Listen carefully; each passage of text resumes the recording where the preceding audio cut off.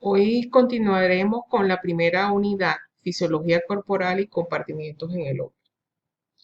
Los objetivos de esta clase es establecer cómo es la distribución de los líquidos y sustancias corporales. ¿Cuáles son las características de la membrana que le permite el transporte a través de ella? La definición de algunos términos como soluto, solvente, solución, gradiente de concentración, osmolaridad, osmolalidad. ¿Cómo son los diferentes transportes o cuáles son los diferentes transportes que existen? La difusión simple, facilitada, ósmosis, el transporte activo, el primario y el secundario. Para estudiar cómo es el movimiento de sustancias y líquidos en el cuerpo humano, debemos conocer que hay dos grandes compartimientos, el extracelular y el intracelular.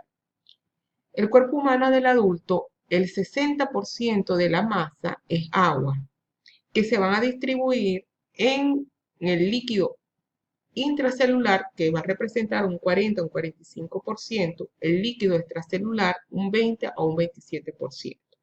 Ese líquido extracelular tiene una distribución en el líquido intersticial de un 15% y el plasma un 5%. Dos grandes compartimientos, el intracelular y el extracelular. En el extracelular encontramos el espacio intersticial, que es el que existe entre las células y el vaso. El espacio intravascular, que está dentro del vaso sanguíneo, y dentro de ese vaso sanguíneo el 60% va a ser plasma y el 40% eritrocitos. Así como existe distribución diferente en el medio intra y extracelular de los líquidos del agua, también existen diferentes concentraciones de los iones, de las sustancias, de las proteínas, de los azúcares. En el medio extracelular predomina el sodio, 142.000 equivalentes por litro. En el medio intracelular, el ion que predomina es el potasio. El cloro es el ion que predomina en el líquido extracelular, 103.000 equivalentes, y en el medio intracelular hay 4.000 equivalentes. De igual forma, el bicarbonato hay mayor concentración dentro de la célula. El fosfato hay mayor concentración dentro de la célula, la glucosa mayor concentración en el espacio extracelular, 90 miligramos por decilitro. Los lípidos hay una mayor concentración en el medio intracelular de 2 a 95 gramos por decilitro, en el medio extracelular hay 0,5 gramos por decilitro. De igual forma, las proteínas hay una mayor concentración en el espacio intracelular que le permite esa carga negativa del medio intracelular de la célula de 16 gramos por decilitro y en el medio extracelular hay 2 gramos por decilitro. También el pH es diferente en el medio extracelular que en el medio intracelular, igual las concentraciones de CO2, de oxígeno. Es decir, que existen diferentes concentraciones de los distintos solutos, sustancias y líquidos en el medio extracelular y en el medio intracelular. En el medio intracelular predomina el potasio y en el medio extracelular predomina el sodio. Estas diferentes sustancias, gases, alcoholes, agua, glucosa, los iones, utilizan distintos medios para penetrar a la célula. Es importante mantener el equilibrio intra y extracelular del volumen y concentración de estas diferentes sustancias. Para mantener ese equilibrio, quien regula eso va a ser el transporte a través de la membrana. Entonces, es importante estudiar los diferentes medios de transporte que utilizan las sustancias para entrar y salir de la célula. Una de las características de la membrana es que es doble. Está formada por una bicapa de lípidos, tiene unas proteínas, algunas son proteínas integrales que penetran la totalidad de la membrana, otras son proteínas periféricas que están en la superficie de la membrana y también está formado por algunos carbohidratos. Este aspecto de la membrana es lo que se denomina mosaico fluido. La bicapa está representada o está constituida por los fosfolípidos. Estos fosfolípidos van a tener una porción hidrofílica, que es la que va a estar en contacto con el agua, y una porción hidrofóbica, que es repelida por el agua. Esa porción hidrofílica está representada por el grupo fosfato de ese fosfolípido y la porción hidrofóbica por los ácidos grasos. La membrana es selectiva. ¿Qué significa? Que es semipermeable, que la membrana decide qué sustancias o no van a penetrar la membrana. Esto va a depender de qué, de la liposolubilidad que pueda tener una sustancia, de la concentración que tenga esta sustancia. Entonces, hay varios factores que van a influir en la difusión de las diferentes sustancias y compuestos. Los poros son importantes porque en la medida que una membrana tenga mayor cantidad de poros, mayor probabilidad va a tener una sustancia de difundir, no solamente la cantidad de los poros, sino el tamaño de estos poros. Las sustancias grandes, como las proteínas, las bacterias, las macromoléculas, tienen un mecanismo de difusión a través de la membrana, que es la endocitosis. El mecanismo contrario de excreción, de exteriorizar sustancias grandes, se denomina exocitosis. Ahora bien, las sustancias pequeñas, como los iones, algunas moléculas, pueden penetrar a la célula a través de otros mecanismos, como son la difusión y el transporte activo. En la difusión vamos a tener la difusión simple, que va siempre en favor de gradiente de concentración. Donde hay mayor concentración de una sustancia en el medio exterior, puede penetrar a la membrana. Otro mecanismo es la difusión facilitada, que utiliza los poros o los canales iónicos. Y el otro mecanismo es el transporte activo. Aquí va en contra de gradiente de concentración. Una sustancia de menor concentración puede penetrar a la membrana a favor, en contra de ese gradiente, utilizando aquí sí energía, la energía del ATP. La difusión entonces es a favor de un gradiente de concentración. Una sustancia que se encuentra en el medio externo de mayor concentración atraviesa la membrana a través de los canales iónicos y poros de membrana. En este mecanismo no se utiliza ATP. Por el contrario, en el transporte activo, las sustancias que están en mayor concentración en el medio extracelular, como el sodio, puede salir de la membrana, va en contra del gradiente de concentración.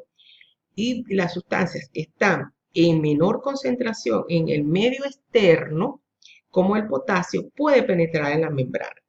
En estos mecanismos, que son en contra del gradiente de concentración, se utiliza proteínas transportadoras. Y además va a requerir ATP. ¿Por qué? Porque va en contra de gradientes de concentración. Hay unos conceptos que tenemos que tener claro, como es el soluto, el solvente, solución y gradientes de concentración. Cuando hablamos de soluto, es la sustancia que se va a disolver. Por ejemplo, el cloruro de sodio, que es una sal, se va a disolver en un solvente que generalmente es un líquido y va a tener como resultado una solución. Cuando nosotros hablamos de gradiente de concentración, estamos hablando de la concentración o la cantidad de soluto que se va a encontrar en un solvente. En la medida que hay mayor cantidad de sal, tendremos entonces mayor concentración. Entonces a eso es lo que se refiere la concentración, a la cantidad de soluto que va a tener un solvente. La difusión son movimientos moleculares aleatorios de las sustancias molécula a molécula a través de espacios intermoleculares o en combinación de una proteína de transporte. La difusión se trata de movimientos aleatorios y continuos de las moléculas dentro de un medio, ya sea líquido o gas. De eso se trata la difusión, de movimientos de moléculas a través de los poros o de canales iónicos. Siempre la difusión es a favor de gradientes de concentración o electroquímicos.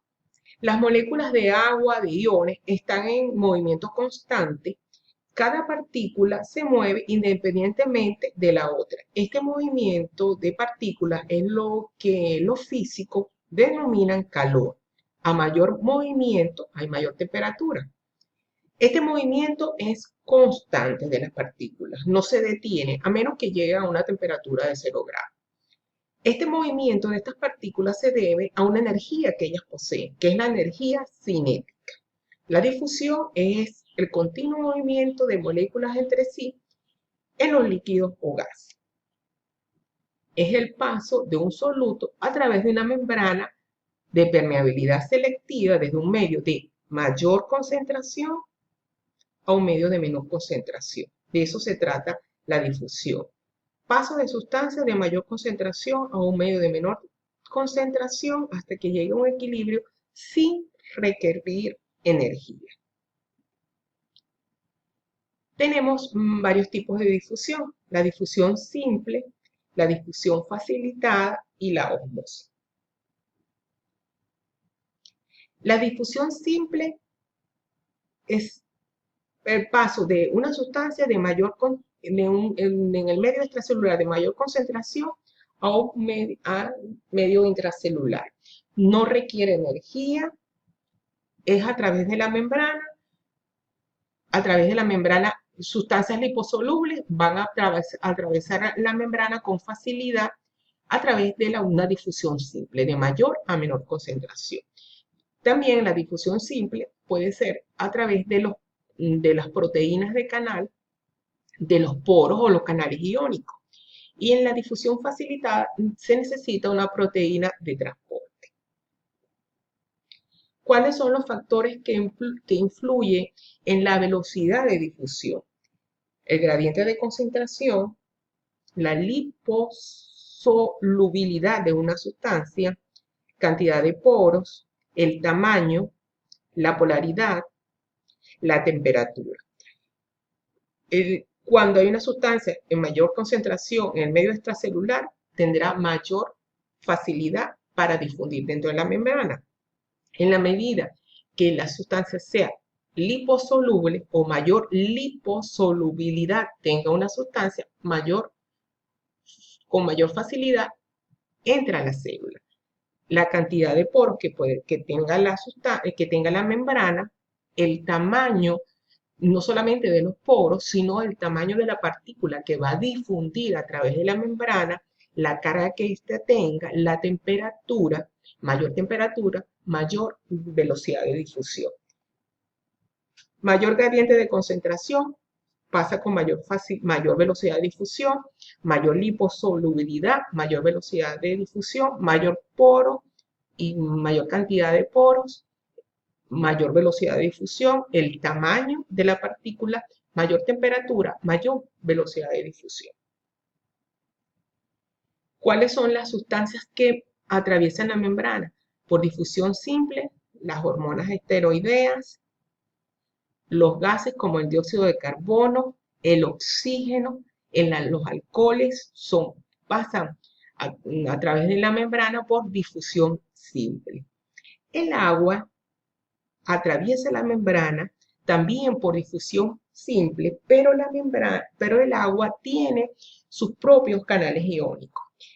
Los canales iónicos del agua son las acuaporinas. Las acuaporinas son los canales específicos para la difusión simple del agua. En la difusión facilitada se emplean los canales iónicos, que son proteínas transmembranales que se encuentran en todas las células de nuestro cuerpo. Estos canales pueden ser muy selectivos y en ocasiones pueden dejar pasar solo un tipo de ion o pueden dejar pasar cualquier ion. Estas proteínas cumplen una función más que transporte estructural. Me explico. Si tenemos una molécula que necesita pasar dentro de la célula, en esta proteína estructural hay un punto de unión de esta molécula con la proteína. Al juntarse esta molécula a este punto de unión, la proteína sufre un cambio conformacional, un cambio estructural, y permite entonces que esta molécula pase al interior de la célula, sea liberada al interior de la célula. No es que toma la molécula y la transporta, sino que esta molécula se une a la proteína, hay un cambio estructural de la proteína que permite que la molécula pase al interior de la célula. Estos canales proteicos tienen ciertas características que son selectivos.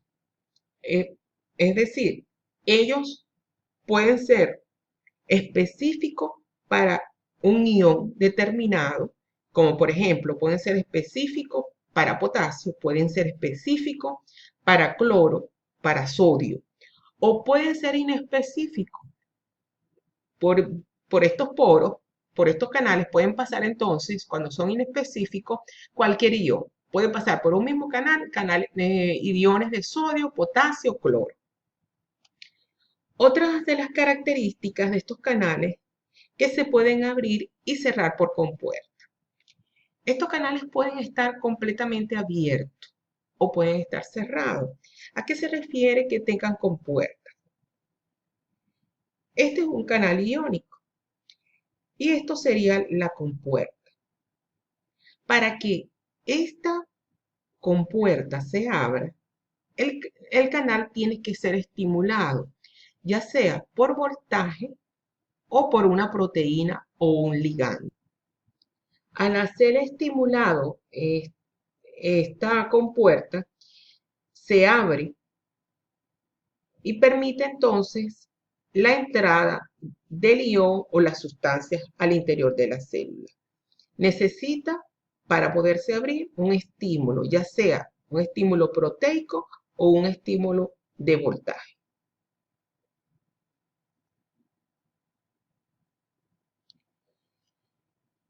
Canales específicos como los canales de sodio. Los canales de sodio miden de 0,3 a 0,5 nanómetros por 0,5 nanómetros. Tienen una carga que es intensamente negativa y el sodio, para introducirse dentro de las células, se tiene que deshidratar. El sodio arrastra mucha agua. Para introducirse dentro de la célula tiene que ser deshidratado. Los canales de potasio miden de 0,3 por 0,3 nanómetros. No tienen carga. Aquí no vemos ninguna carga. Y no tienen por qué ser deshidratados porque ellos no arrastran agua.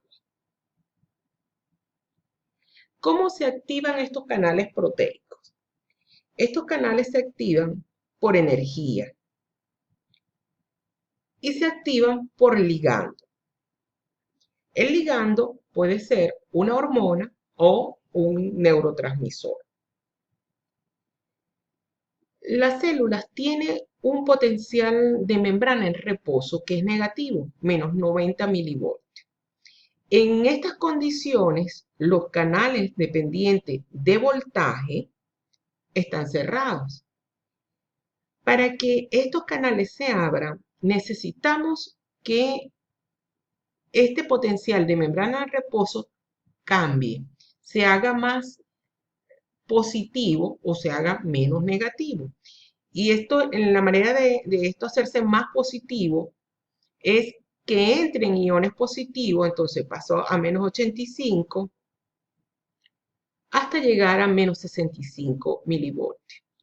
Cuando llega a este potencial de membrana, la energía generada acá estimula a los canales dependientes de voltaje y esto permite que el canal se abra. Al abrirse, puede pasar entonces los iones o las sustancias al interior de la célula. La membrana en el medio interno tiene un potencial de membrana que es negativo. Al pasar ese potencial de membrana positivo, permite que el canal que estaba cerrado se abra y así pueda pasar la sustancia. Los canales proteicos activados por ligando, que puede ser una proteína o un neurotransmisor, que el ejemplo clásico es la acetilcolina. Este neurotransmisor, una proteína, una hormona, se pega a la proteína de membrana y esto permite, el ligando, tiene un receptor en la proteína de membrana, se pega a ese receptor y permite que la molécula pueda pasar. Se pega el ligando a la proteína, se abre entonces las compuertas y permite que la molécula pase al interior de la célula. Existe una diferencia en la velocidad de difusión entre la difusión simple y la difusión facilitada. Como vemos en esta gráfica, la velocidad de difusión en la simple va en ascenso, es ilimitada. En cambio, la velocidad de difusión en la facilitada llega a un punto que existe una meseta, que existe una velocidad máxima de difusión. Esto se debe que la molécula necesita estar en contacto con el punto de unión y lograr ese cambio conformacional de la proteína que permita el paso de la molécula. Llega un momento que esto lo que va a producir es más bien retraso en la difusión. Podemos hacer la similitud en cuando nosotros vamos en una carretera, en una autopista donde no hay obstáculos, podemos ir a una misma velocidad. Por el contrario, si tenemos una carretera donde hay peaje, donde hay obstáculos, esto va a retrasar la velocidad. Tenemos que disminuir la velocidad y luego proceder. La ósmosis es el paso neto de agua a través de una membrana semipermeable que se produce por la diferencia de concentración del agua de un medio intracelular a un medio extracelular. El agua atraviesa la membrana con mayor facilidad que el cloruro de sodio. La membrana es permeable o semipermeable al agua, pero tiene mayor dificultad de difundir el cloruro de sodio que el agua. Esto hace que el agua pase de este medio al medio interno para tratar de mantener el equilibrio de concentración. Entonces, aquí que tenemos mayor concentración de agua, trata de entrar dentro de las células para disminuir la concentración que hay intracelular. Este concepto es importante, sobre todo para mantener la homeostasis en el eritrocito. Tenemos un medio hipotónico. En el medio hipotónico, en el espacio intracelular hay mayor concentración de soluto que en el espacio extracelular. El agua entonces entra al interior de la célula para tratar de mantener ese equilibrio, para diluir el medio interno. En la medida que entra más agua, la célula se hincha, se edematiza y se puede romper. En un medio hipertónico, el medio intracelular está más diluido, hay menor concentración de soluto. El agua va a pasar de este medio intracelular al medio extracelular para tratar de mantener el equilibrio. En este momento que comienza a salir agua, la célula se deshidrata. Lo ideal es, para mantener la homeostasis en el eritrocito, tenemos que tener en el medio intracelular y en el medio extracelular la misma cantidad de líquido y soluto.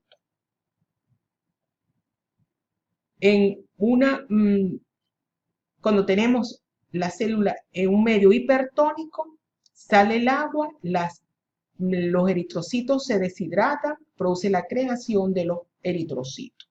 En un medio hipotónico entra el agua, el eritrocito se edematiza y se puede llegar a romper. Lo ideal es un medio isotónico, que la misma cantidad de agua que entra es la misma cantidad de agua que sale. El número de partículas, ya sean soluto o solvente, que contiene una solución, ejerce una presión sobre la membrana plasmática. En la medida que hay mayor número de partículas, hay mayor presión. Llega un momento que esta presión que ejerce estas partículas sobre la membrana es tal que evita la ósmosis. A esto se refiere la presión osmótica. Es la presión necesaria para detener la ósmosis. Estas concentraciones de partículas es el concepto de concentración molar. La concentración molar es el número de partículas que contiene una solución. La concentración molar va a condicionar a la presión osmótica. La concentración molar depende del número de partículas y de la velocidad de difusión de esta partícula. No depende del tamaño de la partícula. Porque si tenemos partículas de mayor tamaño, la velocidad de difusión será menor. En la medida que tengamos partículas de menor tamaño, la velocidad será mayor. Para expresar la concentración de una solución en función del número de partículas, se utiliza la unidad osmol. El osmol es una unidad de medida que establece el peso molecular gramo de un soluto osmóticamente activo. Si nosotros tenemos 180 gramos de glucosa, eso equivale a un osmol de glucosa. Equivale a un osmol de glucosa porque la glucosa no se disocia. Es una sola molécula, es un solo soluto osmóticamente activo. La molécula de cloruro de sodio está formada por sodio y cloro. Equivale a 2 osmoles. ¿Por qué a 2 osmoles? Porque tenemos dos solutos que son osmóticamente activos. Si tenemos una solución que tiene un osmol de soluto disuelto en agua por kilo de agua, eso equivale a un osmol. Si tenemos una milésima de osmol por kilo de agua, eso equivale a un miliosmol por kilo de agua.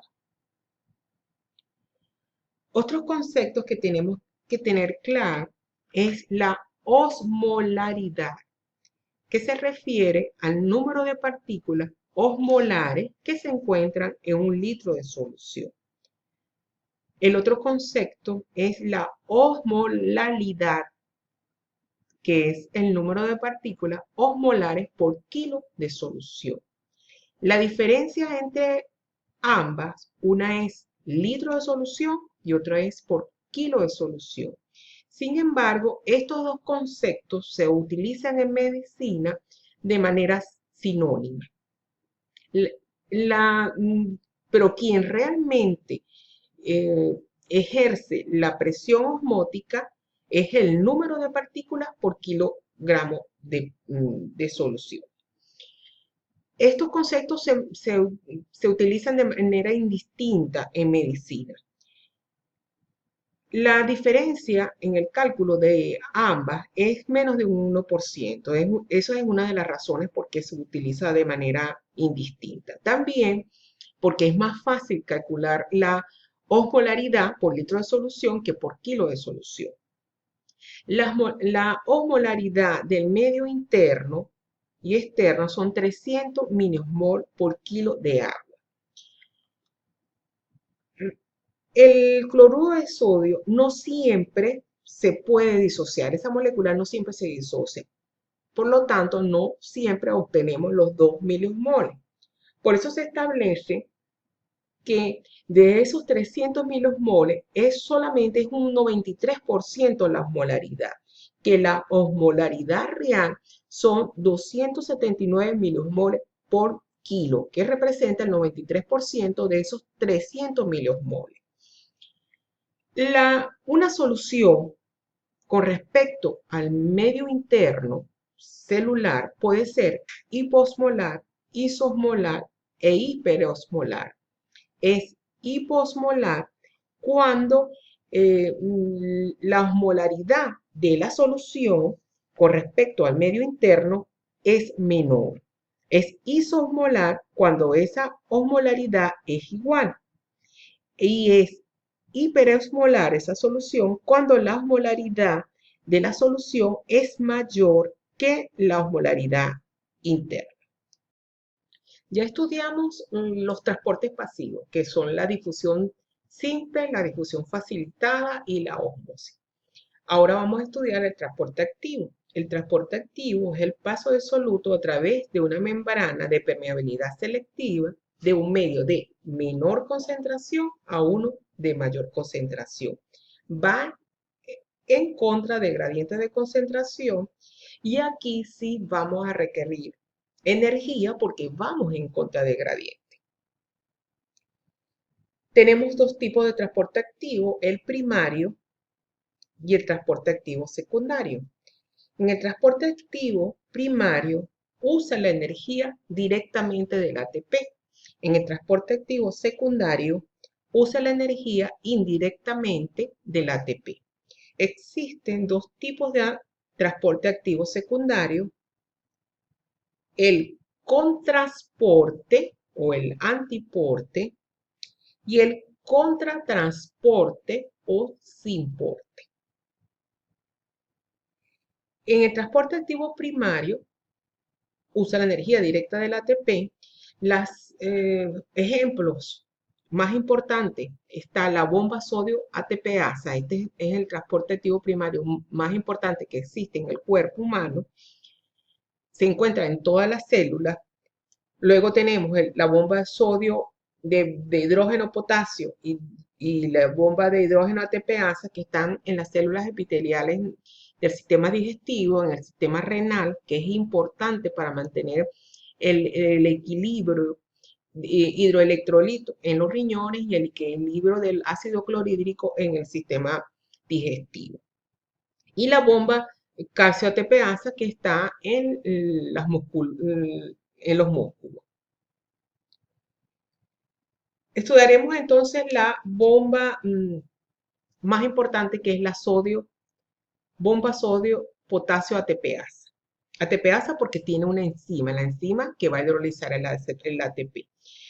Esta bomba hace que 3 iones de sodio salgan de la célula, a medio extracelular, y que 2 iones de potasio entren a la célula.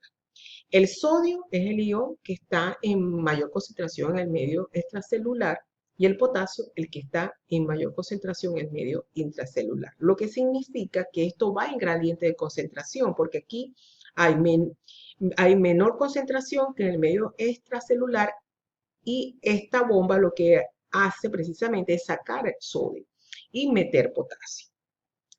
Esta proteína que utiliza, que si es una proteína de transporte, tiene dos subunidades, una subunidad alfa y una subunidad beta. La beta es la que ancla esta proteína a la membrana y la alfa es la que tiene la enzima que va a transformar el ATP o va a hidrolizar el ATP a ADP. Y tiene los receptores intracelular para sodio, para 3 moléculas de sodio, y extracelular para 2 moléculas de potasio. Es la que se encarga entonces la unidad alfa de sacar el sodio e introducir el potasio. Esta bomba sodio-potasio es una bomba electrógena porque en la medida que saca sodio cambia el potencial de membrana y es de suma importancia para el control de volumen, porque cuando saca sodio está sacando agua y evita que la célula se hinche. Entonces es importante el funcionamiento de esta bomba sodio-potasio para evitar el edema del medio intracelular. Si por el contrario actúa demasiado, sacaría demasiada agua y la célula se deshidrataría. El transporte activo secundario, la energía procede indirectamente de la excisión del ATP. Es la energía del transporte activo primario. Para el transporte activo haya un transporte activo secundario, tiene que haber existido un transporte activo primario. Tenemos las dos que son el contrasporte o simporte y el contratransporte o antiporte. El transporte activo secundario con transporte o simporte es que arrastra la molécula junto a la molécula que se transportó por transporte activo primario. El contratransporte o antiporte arrastra la molécula que va en dirección opuesta a una molécula que se transportó por transporte activo primario. Esto es fácil. El simporte, las dos moléculas, una que se transportó por transporte activo primario inicialmente, arrastra en el mismo sentido a la otra molécula. Y el antiporte, la sustancia que se transportó inicialmente por transporte activo, pasa dentro de la célula y la otra aprovecha y sale de la célula. El simporte, las dos juntas entran. El antiporte, una entra y otra sale. El ejemplo clásico de contrasporte es el de sodio-glucosa. Para que la bomba sodio-potasio va sacando sodio, pero llega un momento que hay demasiado sodio en el medio extracelular que fue sacado por la bomba sodio-potasio que quiere entrar. Y al entrar, al ponerse en contacto este sodio con la proteína, el punto de unión, permite que la glucosa también se una a otro receptor de glucosa y pase la glucosa. Entonces, el contrasporte pasa sodio y pasa glucosa también. Otro ejemplo de contratransporte, o el otro ejemplo de contratransporte, que es en sentido contrario, tenemos el contratransporte sodio-calcio, que entra sodio y sale calcio. El contratransporte sodio-hidrógeno, entra sodio y sale hidrógeno. Para que esto ocurra, tuvo que haber ocurrido un transporte activo primario. Todos estos tipos de transporte lo vamos a estudiar cuando estudiemos el sistema digestivo, la fisiología del sistema digestivo y el sistema renal. Esta fotografía es de la playa de Manzanillo, que queda en el estado Sucre. Le dejo este mensaje: con esfuerzo y perseverancia podrás alcanzar tus metas.